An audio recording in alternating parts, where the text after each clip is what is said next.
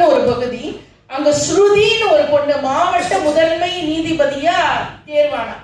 அந்த பொண்ணு தான் மாவட்ட முதன்மை நீதிபதியா தேர்வானதுக்கு ஒரு டீ பார்ட்டி வச்சா. அந்த டீ பார்ட்டியில டீ விநியோகம் பண்ணிட்டு இருந்தவர் தான் அந்த பெண்ணுடைய அப்பா. அந்த இடத்துல இருந்து அந்த பொண்ணு மேல ஒரு இடத்துக்கு வர்றதுக்கு பல போராட்டங்களை தாண்டி தான் வர வேண்டியிருந்தது.